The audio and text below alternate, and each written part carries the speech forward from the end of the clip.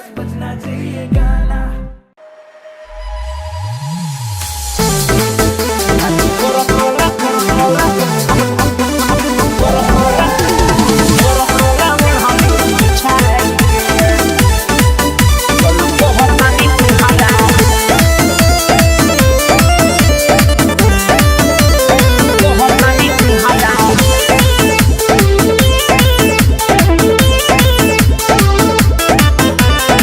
सरसों के साग नियम लागल बायाग हो, यही से लगावतारू कुल में दाग हो।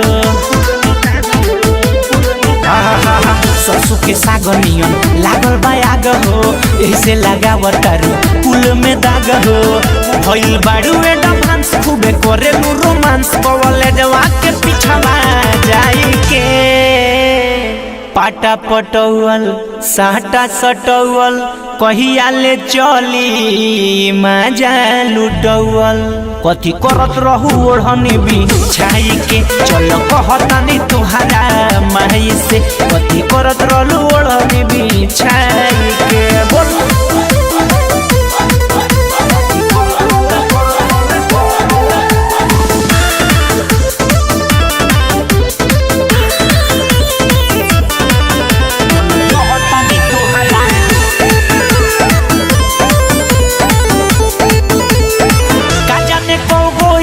रखले बाड़ू ओढ़नी लसर के बेकार कइले बाड़ू।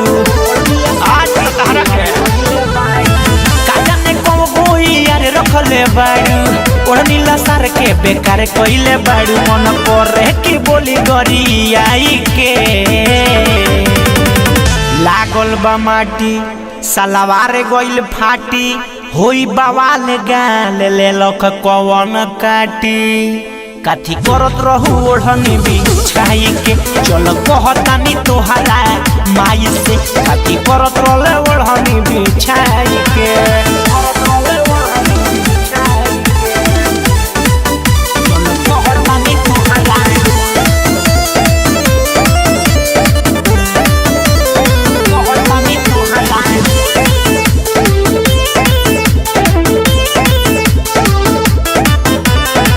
अब से अपन तू रहन सुधार, नीरज निराला के कनखी न मार।